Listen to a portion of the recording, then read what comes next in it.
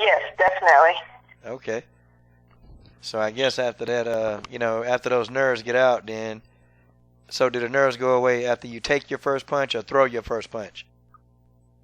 Honestly, after the first punch is thrown, it's all completely out, and then I just focus on my opponent, and I just kind of forget about what's all around me.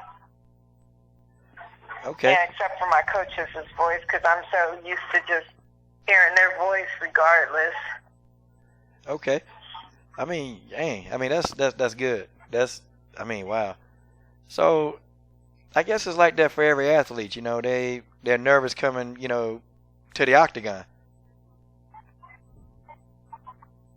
Yeah, I think it's a good sign. My philosophy's always been whenever I stop being nervous or stop having a little fear, then it's time for me to leave, because that means I no longer respect the sport. Yeah. Hey, so tell me, what do you think the problems? And I'm not talking. I promote the women 99% of the time. What do you think the problems are in women's mixed martial arts that's preventing it from, really getting out there like it should? If you think there's any. Well, the pay, and then just the fact that it's hard for us to get the proper amount of exposure. Mhm. Yes, ma'am. Hey, I feel the exact same way. I mean, because Yeah. you got I feel if the media can't sexualize that female, then they don't even want to even bother with it.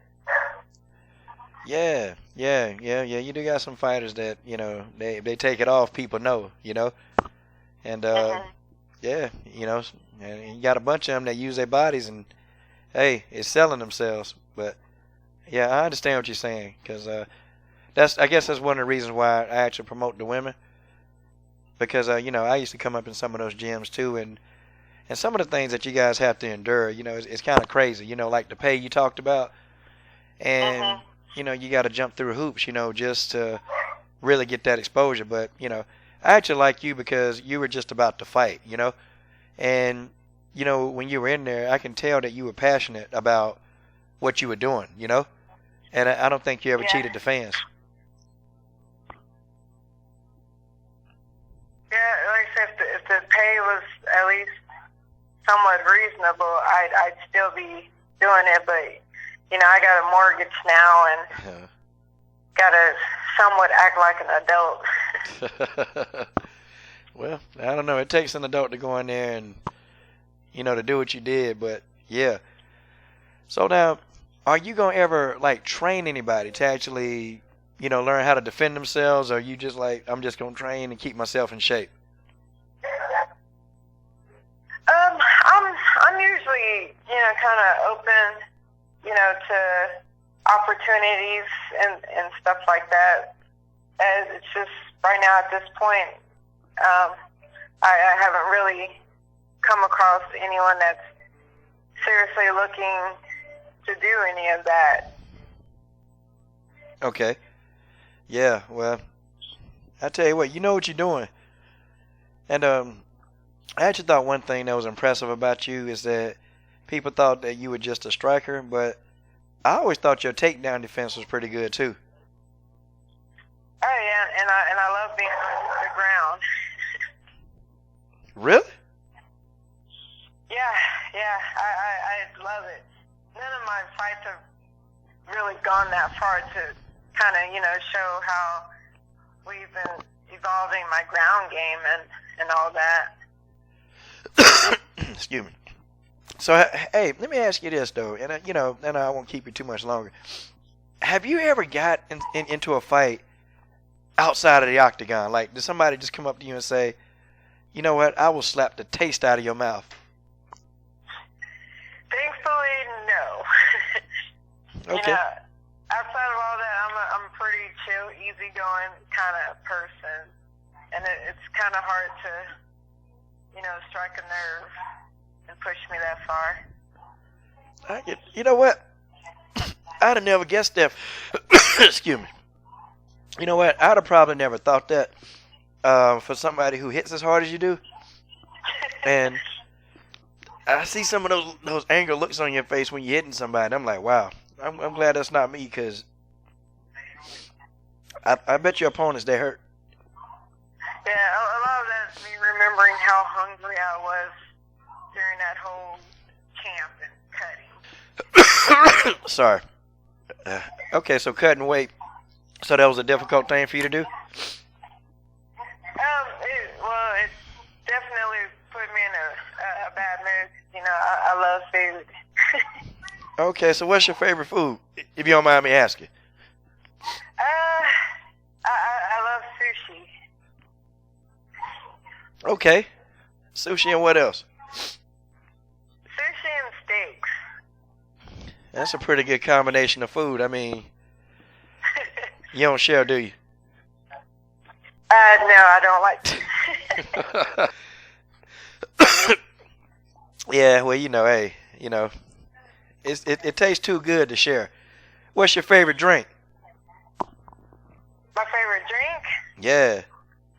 Like alcoholic? Just period. Alcohol, non-alcohol. I mean. Well, I love Moscow mules with Jameson. Okay. What is that? The Moscow Mule? Yeah. So it's a drink, the normal kind is made with like vodka, just like ginger beer and lime juice. Yeah. But I like to sub out the vodka for Jameson. Okay. So I guess that gives you a quick buzz, right? Yeah. Okay. Now, when you're having a little buzz out there, are you still laid back?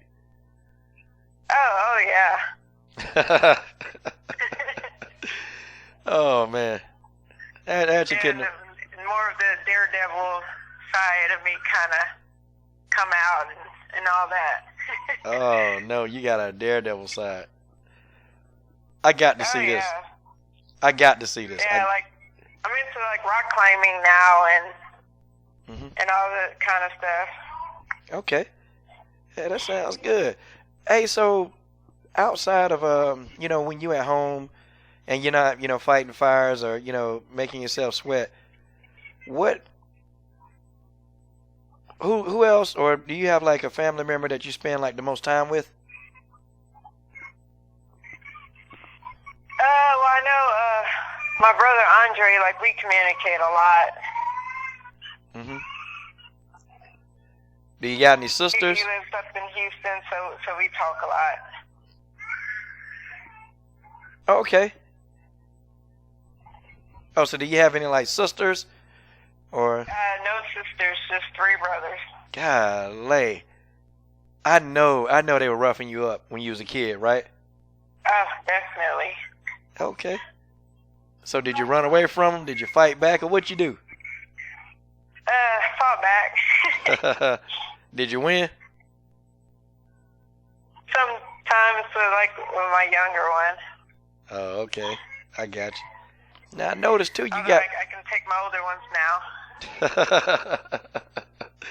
Oh man, yeah, you probably could. I don't think they want to face that right hand, 'cause that right hand, hey, had them girls backing up. So I don't know if they want that right hand. Well, they think they can. Because we're a family that likes to talk trash, so. Oh, man. Oh, so what kind of trash you like to talk to them? Oh, we just say a lot. Well, we're all different branches of the service, so we talk trash about the others' branch of service and how ours is better. Oh, okay.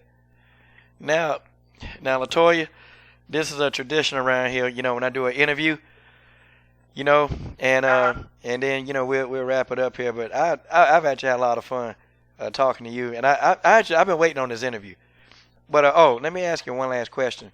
What do you think about another fellow female fighter who was in featherweight, Cindy Dandois?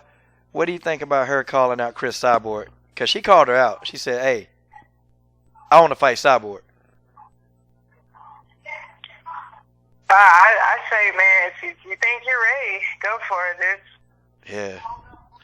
Yeah, sometimes you just gotta jump in the fire.